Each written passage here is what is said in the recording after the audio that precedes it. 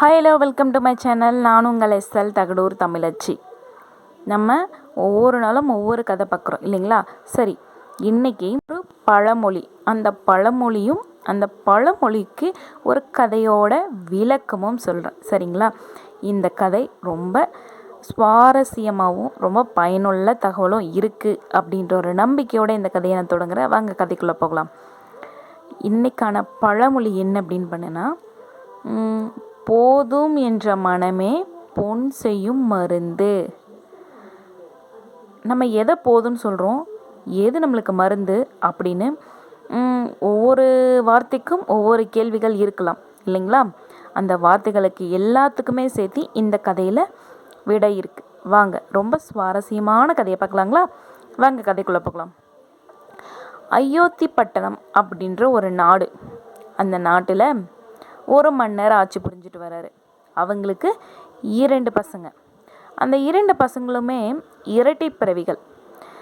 நம்ம வழக்கமாக ஒரு அரசர் அடுத்து முடிசூடணும் அப்படின்னா தன்னோட முதல் மகனுக்கு தான் அதாவது மூத்த மகனுக்கு தான் முடிசூடுவாங்க. ஆனால் பிறந்தவர்கள் இரட்டை பிறவி. அதனால் யாருக்கு இந்த பதவியை கொடுக்கணும் அப்படின்றதுல பெரிய சந்தேகம். சரி, 2 பேருக்கும் ஏதாவது ஒரு போட்டி வைக்கலாம் அப்படின்னு சொல்லிட்டு யோசிக்கிறாங்க. அப்போது அவரோட தாய் எல்லா பசங்களுக்குமே, அதாவது எல்லா பசங்களோடையும் குணாதிசயங்களை அறிந்தவங்க தான் தன்னோட தாய். வீரத்திலும் சரி விவேகத்திலும் சரி 2 பேருமே யாரும் சளைச்சவங்க கிடையாது. 2 பேருமே தராசில் வச்சோம்னு வச்சிங்களேன் சமமாக நிற்பாங்க. இப்படி இருக்கும்போது என்ன பண்ணலாம் அப்படின்னு யோசிக்கும்போது ராணியார் ஒரு யோசனை சொல்கிறாங்க. என்ன அப்படின்னா, அரசே, எனக்கு ஒரு யோசனை. 2 பேருக்குமே ஒரு 100, அதாவது 1000 பொற்காசுகளை கொடுங்க. அவங்க அதை வச்சு தன்னோட வாழ்க்கையில் எப்படி முன்னேறுறாங்க, எந்த மாதிரி அந்த பணத்தை செலவிடுறாங்க, எந்த விதத்தில் அவங்க அதை பெருக்கவும் செய்கிறாங்க அப்படின்ற ஒரு தகுதி அந்த காசு வச்சே நம்ம கணக்கிட முடியும். என்னதான் வீரத்திலும் விவேகத்திலும் ஒரே மாதிரி இருந்தாலும் மனிதாபிமானம் அப்படின்றது 2 பேருக்குமே ஒரே மாதிரி, ஒழுக்கம் அப்படின்றது ஒரே மாதிரி இருக்கவே முடியாது. அப்படி இருக்கும்போது அரசனுக்குரிய குணமிங்க எல்லாம் 2 பேருக்குமே ஒரே மாதிரி இருக்கும்னு நம்மளால் கணிக்க முடியாது. இதை வச்சு நம்ம ஒரு முடிவுக்கு வரலாம் அப்படின்னு சொல்லிட்டு ராணியார் ஒரு யோசனை சொல்கிறாங்க. உடனே அரசர் என்ன பண்ணுறாரு, தன்னோட 2 மகன்களையும் அழைக்கிறாரு. முதல் மகன் பேர் வேந்தன், 2வது மகன் பேர் கோவேந்தன். சரி, நம்மளுக்கு கன்ஃபியூஷன் வருன்றதுனால முதல் மகன் பேர் வேந்தனை வச்சுக்கலாம், 2வது மகன் பேர் கோமகன். ஓகேங்களா? 2 பேருமே பார்க்க ஒரே மாதிரி இருப்பாங்க, ஆனால் செயல் விதங்கள் வச்சு கண்டுபிடிக்கலாம். அப்படி இருக்கும்போது அரசர் முதல்ல வேந்தனை அழைக்கிறாரு. அழைச்சி அவர்கிட்ட ஒரு பொன்முட்டையை, அதாவது 1000 பொற்காசுகள் கொண்ட ஒரு பொன்முட்டையை கொடுக்குறாரு. 1 வருட காலமும் அவருக்கு அவகாசம் கொடுக்குறாரு. இந்த காசுகள் உங்களுக்கு முதலீடல்ல, உங்களுக்கு இது பரிசாக கொடுக்கல, இதை உங்கள் வாழ்க்கையில் நீங்கள் எப்படி பயன்படுத்த போகிறீங்க அப்படின்றதுக்கான ஒரு தூண்டுகோல். இதை வச்சு நீங்கள் எப்படி பணத்தை பெருக்க போகிறீங்க அப்படின்றத வச்சு தான் நான் உங்களை கணிக்க போகிறேன் அப்படின்னு சொல்லிட்டு அரசர் வேந்தன்கிட்ட அந்த 1000 பொற்காசுகளை கொடுத்து அனுப்புகிறாரு. 2வதாக கோமகன் வராரு. அவருக்கும் 1000 பொற்காசுகளை கொடுத்து இதை நீ எப்படி பயன்படுத்துகிற அப்படின்னு பார்க்கலாம், உனக்கு 1 வருட கால அவகாசம் அப்படின்னு சொல்லி அனுப்பிடுறாரு. 2 பேருமே ஒரு காட்டு பகுதியில் நடந்து போயிட்டுருக்கும்போது போகும் வழியில் ஒரு முனிவரை பார்க்குறாங்க. அந்த முனிவர் என்ன சொல்கிறாருன்னா, இங்கே பார்த்தீங்களா, 2 இளவரசர்களுக்கும் ஒரு ரகசியம் சொல்கிறேன். என்ன அப்படின்னா, இந்த காட்டோட கடைசி பகுதியில் ஒரு மலை இருக்குது. அந்த மலை உச்சியில் ஒரு முனிவர் தியானம் பண்ணிகிட்ருக்காரு. அவர் சாதாரண இரும்பை கூட தங்கமாகவும் சாதாரண காகிதத்தை கூட பணமாகவும் மாற்றும் தந்திரம் கொண்ட ஒரு முனிவர். அவர் அந்த மாற்றும் வித்தையை ஒரு ஓலைச்சுவடியில் எழுதி வச்சிருக்காரு. அங்கே போகணுன்னா சாதாரண விஷயம் கிடையாது. நிறைய பிரச்சனைகளை கடந்து போகணும் அப்படின்னு சொல்லிட்டு, உங்களுக்கு யார் தகுதி இருக்கோ நீங்கள் போய் அந்த ஓலைச்சுவடியை எடுத்துக்கலாம் அப்படின்னு சொல்லி அனுப்புகிறாரு. 2 பேருமே விரைந்து அந்த மலையை நோக்கி ஓடுறாங்க. போய் மலை உச்சியும் அடையிறாங்க. அடையும் போது ஒரு சின்ன சந்து, அதில் ஒரு சின்ன விளக்கு. போய் பயத்தோடு உள்ளே எட்டி பார்க்குறாங்க. பார்க்கும்போது ஒரு அழகான பேழைக்குள் ஒரு ஓலைச்சுவடி இருக்குது. அதை என்னவா இருக்கும் அப்படின்னு 2 பேரும் யோசிக்கும் சிறு தாமதத்தில் கோமகன் என்ன பண்ணுறான், பாஞ்சு போய் அந்த ஓலைச்சுவடியை எடுக்கிறான். எடுத்த உடனே வேந்தனுக்கு ஒன்றும் புரியல. என்னடா இது, நம்ம தம்பி எடுத்துகிட்டு அந்த ரகசியத்தை படித்து அவன் பெரிய பணக்காரன் ஆகிட்டா, நம்ம இந்த போட்டியில் தோற்று போயிடுவோமே, என்ன பண்ணலாம் அப்படின்னு ரொம்ப கோவம் வந்துடுது. என்ன செய்யறதுன்னு கொஞ்சம் கூட யோசிக்காமல் விறுவிறுன்னு அந்த மலையை விட்டு இறங்கி வந்துடான். கொஞ்சம் கூட முன் யோசனை இல்லாமல் அந்த ஓலைச்சுவடையில் என்ன இருக்குன்னு தெரிஞ்சுக்கவும் இல்லை. ஒருவேளை அதை பிடுங்கியாவது பார்க்கலாமே என்ற ஆர்வமும் கிடையாது. அவன் அதுக்குள்ளேயே இந்த வித்தையை கற்றுக்கிட்டு நிறைய பொற்காசுகளை சம்பாதிச்சிட்டானா அவன்தான் பெரிய பணக்காரன் ஆகிடுவான். அடுத்தது அவன்தான் அரசன் ஆகிடுவான். அதனால் காலதாமதம் இல்லாமல் நம்ம எப்படியாவது இந்த போட்டியில் வெற்றி பெறணும் அப்படின்னு சொல்லிட்டு விறுவிறுன்னு மலையை விட்டு இறங்கி போகிறான். கீழே வந்த வேந்தன் என்ன பண்ணான்னா, தங்கிட்ட இருந்த அனைத்து பொற்காசுகளையும் அநியாய வட்டிக்கு ஏழ்மையில் வாடும் விவசாயிகளுக்கும் அந்த நாட்டில் வாழும் மக்களுக்கும் அநியாய வட்டிக்கு கொடுக்குறான். எல்லாரும் பணம் இல்லாமல் பசி பட்டினியால் வாடும்போது வேறு என்ன பண்ணுவாங்க? அவங்ககிட்ட வேறு வழியும் இல்லாமல் அந்த பொற்காசுகளை வட்டிக்கும் வாங்குறான்.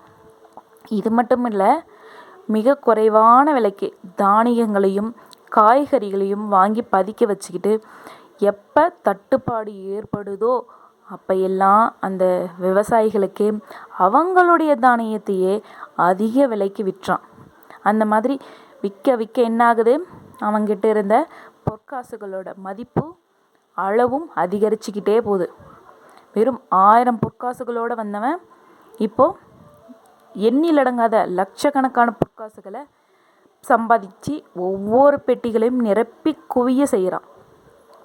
1 வருட காலமும் முடிகிற தருவாய் வருது. அப்போது இவன் இந்த வழியில் போயிட்டுருக்கான். சரி, கோமகன் ஆளையே காணுமே, என்ன பண்ணான் அப்படின்னு யோசிக்கும்போது கோமகன் என்ன பண்ணுறானாம், அந்த 1000 பொற்காசுகளையும் ஏழ்மையில் வாடும் மிகவும் அவசியமான இடங்களில் மட்டும் அந்த பொற்காசுகளை கொடுக்குறான். தன்னோட நாட்டுக்கு என்ன அவசியமாக தேவைப்படுதோ அதுக்காக செலவிடுறான்.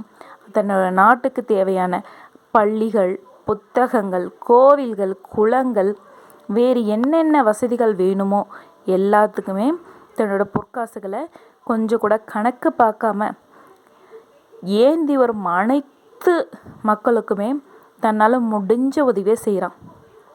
அப்போது அவங்ககிட்ட இருந்த பொற்காசுகள் குறைய அந்த நாட்டு மக்களின் அன்பு அவனுக்கு அதிகரிச்சுக்கிட்டே போகுது.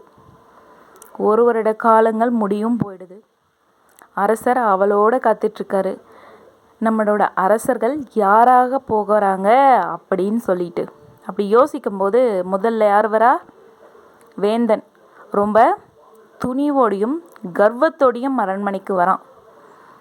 முதல்ல வரும் மாட்டு வண்டியில் வேந்தன் இறங்குறான். பின்னாடி வரிசை கட்டிக்கிட்டு பல மாட்டு வண்டிகள் வருது. ஒவ்வொரு மாட்டு வண்டியிலும் கொள்ளாத அளவுக்கு பொற்காசுகள் நிரம்பி வழியுது. அரசர் இதை பார்த்த உடனே சந்தேகப்படுறதா இல்லை சந்தோஷப்படுறதா அப்படின்னு புரியலை. இவ்வளோ பொற்காசுகளா அப்படின்னு சொல்லிட்டு ஒரு வித ஆச்சரியத்தோட தன்னோட மகனை இனிதே வரவேற்கிறாரு. வா வேந்தா, எப்படி இருக்க? உன்னோட வளர்ச்சி மிகவும் பெரிதாக இருக்கு போல அப்படின்னு சொல்லிட்டு சந்தோஷமாக அழைச்சி கொண்டு போகிறாரு. போகும்போது எங்கே கோமகனை காணுமே அப்படின்னு சொல்லும்போது கோமகன் வரான். கோமகன் மட்டும் வரல, கோமகன் ஊர் மொத்தம் அவனை தூக்கி கொண்டு அரண்மனையில் விடுது. அதை பார்த்தோன்னே அரசருக்கு ரொம்ப சந்தோஷம். என்னடா இது, அரசர் ஆகிறதுக்கு முன்னாடியே மக்களை எல்லாருமே கவர்ந்து இழுத்துட்டாரே அப்படின்னு சொல்லிட்டு அரசரை இழுக்கிறாரு. அப்போது கோமகன் கிட்ட கேட்குறாரு, உன்னோட லாப கணக்கு எவ்வளவு அப்படின்னு சொல்லிட்டு. அவர் வெறும் பையன் நீட்டுறாரு. என்ன கோமகனே, எதுவுமே இல்லையா, உன்னால் எதுவுமே சம்பாதிக்க முடியலையா அப்படின்னு கேட்குறாரு. அரசே, என்னோட லாப கணக்கு என் பின்னாடி இருக்குது அப்படின்னு சொல்லிட்டு அங்கே இருந்த மக்களை எல்லாம் காட்டுறாரு. உடனே கோவேந்தனுக்கு கோவம் வந்துடுது. அரசே, நீங்கள் சொன்ன போட்டி என்ன? இதில் அதிக லாபம் கொண்டவங்க யார் அப்படின்றது தானே. நான் தான் எல்லாத்தையும் விட அதிக லாபம் கொண்டு வந்திருக்கேன், அப்படின்னா அரசர் பதவி எனக்கு தான் அப்படின்னு சொல்லிட்டு சண்டை போடுறான். அப்போ அரசர் சொல்கிறாரு, மகனே, இந்த அரசர் பதவி ஆளணும் அப்படின்னா லாப கணக்கு கோமகன் பின்னாடி இருக்கிற லாப கணக்கு மட்டுமே உதவும். உன்னோட பணமும் உன்னோட கர்வமும் எப்பொழுதும் உனக்கு கை கொடுக்காது. நீ கீழே விழும் நேரத்தில் எந்த பணமும் உன்னை தூக்கி விடாது. இங்கே நிற்கிறாங்க பார்த்தியா, தடுக்கி விழப்போகிறதுக்கு முன்னாடியே கை தாங்கி நிற்கும் அன்பு தான் உண்மையான லாபம் அப்படின்னு சொல்லிட்டு அரசர் சொல்லிட்டு கோமகனுக்கு முடிச்சூட்டி அரச பதவியும் கொடுக்குறாரு. இதிலிருந்து நீங்கள் என்ன கற்றுக்கணும் அப்படின்னா, நம்ம வாழ்க்கைக்கு பணம் தேவை. பணம் மட்டுமே வாழ்க்கை அல்ல, இல்லைங்களா?